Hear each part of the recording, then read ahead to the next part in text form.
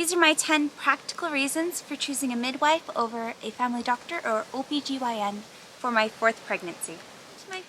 Hello, welcome to my channel. If you're new here, my name is Violet. I'm currently 25 weeks pregnant. A couple of my friends and family are a little surprised to hear that I have opted for midwife care once again. For my first pregnancy, I went the standard route, family doctor, OBGYN, hospital, done. But for my second and third pregnancy, I went with the Midwives in Calgary. Let me tell you, it was a day and night experience. I was worried with this pregnancy because originally I was going to go through family doctor, OBGYN, hospital, but I just got a call last week, got accepted with Midwives in Medicine Hat. I'm very excited about this and we'll do a follow-up later this week. These are my 10 reasons why midwife care over standard care here in Canada.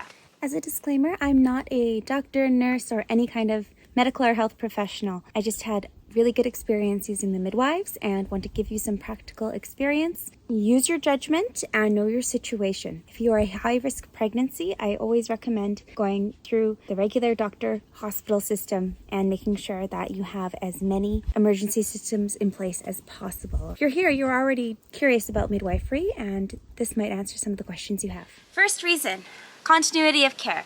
When you are with a midwife team, you are with the same group of women. Usually it's 1 or 2 midwives on a team, sometimes 3. You see them for all your prenatal appointments and they're with you when you deliver.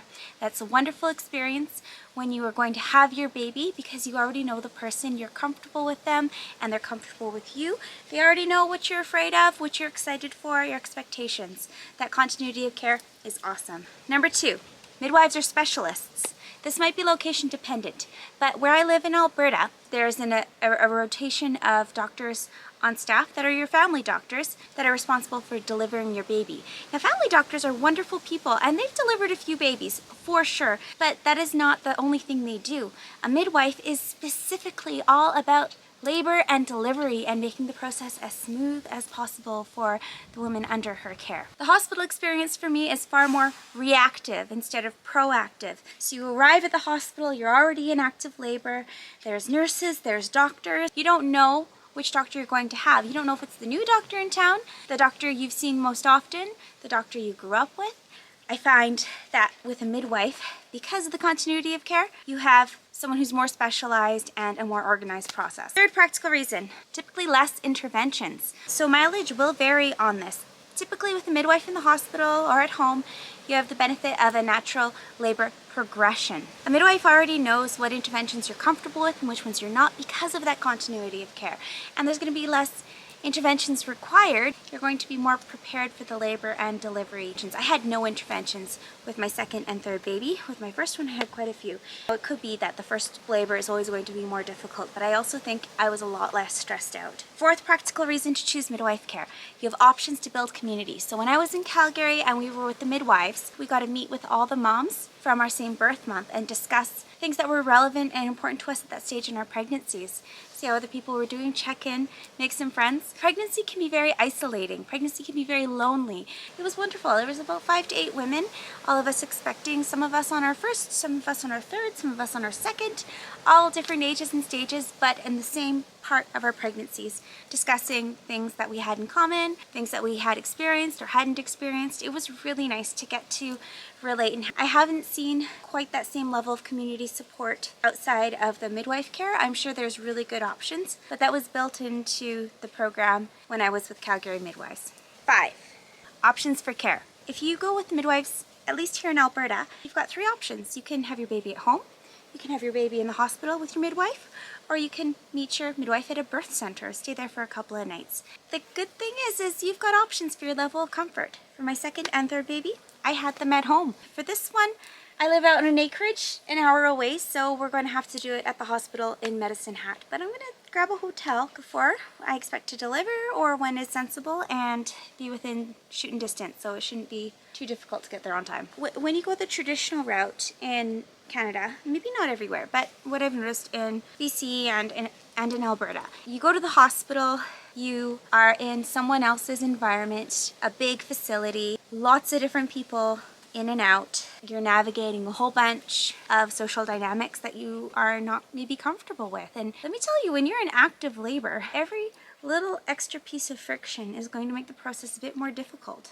right? If you're an anxious person, being in a hospital with a lot of people you don't know very well is probably not the best route. 6th practical reason, comfort. Let me tell you a story. When my son Beowulf was born, I was watching Downton Abbey, drinking tea, sitting on a yoga ball for about an hour, going through most of my contractions. And then my husband called the midwife. She arrived. I was like doing some yoga and then delivered my son. It was perfect. I held him.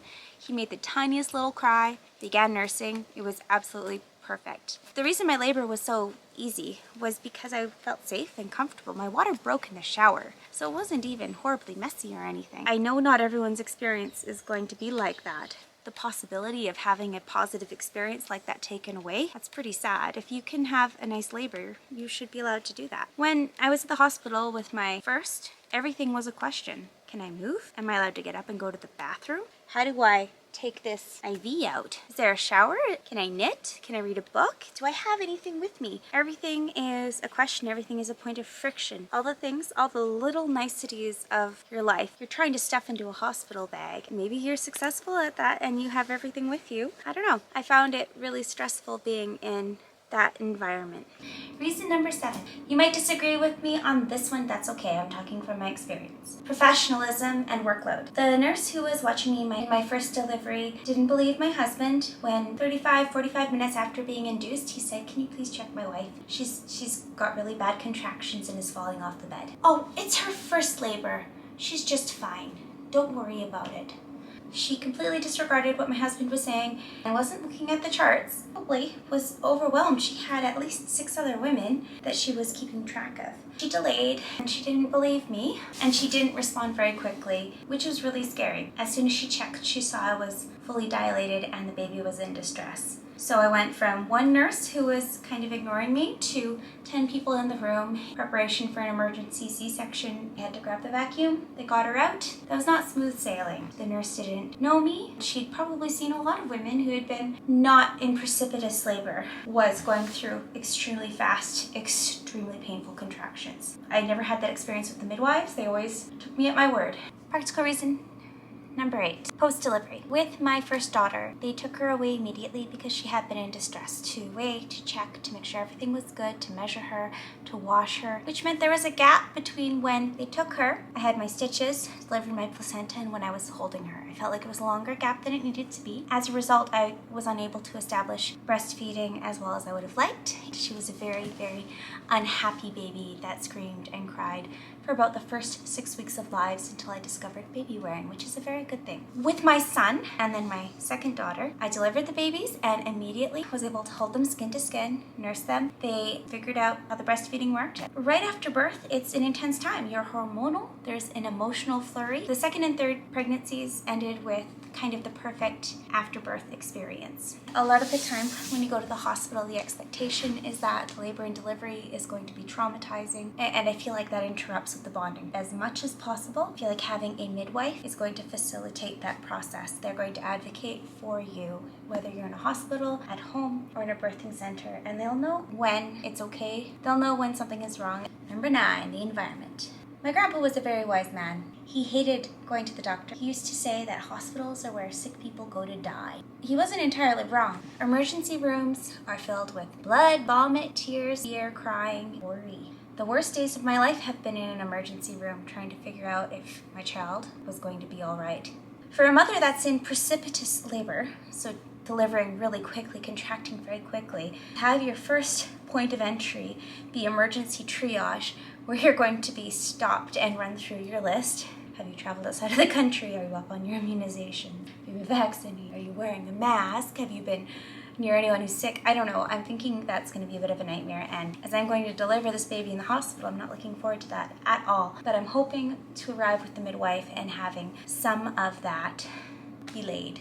10th reason. When you're delivering with a midwife, they are from a profession that has been established far longer than hospitals and doctors and nurses. There have been midwives ever since there have been women delivering babies. And these are certified professionals. In Canada, it's a lot of education to get your midwife ticket. These people know what they're doing, but they also have a respect for the natural processes, and they're not going to do unnecessary interventions. They're not going to promote trends. With my first daughter, everyone was like, ew, cloth diapers? But for my second and third, it was like, oh, oh, cloth diapers, yeah, you gotta get those. And now it's like cloth diapers secondhand everywhere. No one wants them. I don't get it. Baby wearing's in, baby wearing's out. Let's get the special nests for the floor. Let's use bassinets. No, let's co-sleep. No, you need the full-size crib. No, you need a bouncer, but no, not a bouncer seat. What you really need is a high chair to stick a thingy on top. You need a stroller that's a travel system. No, you don't want to be using a stroller. The target is always moving. Thank you so much for watching. If you enjoyed this video, please give me a thumbs up. Let me know in the comments below what are the practical reasons you have for using midwives versus doctors. Don't forget to like this video and have yourself a safe pregnancy,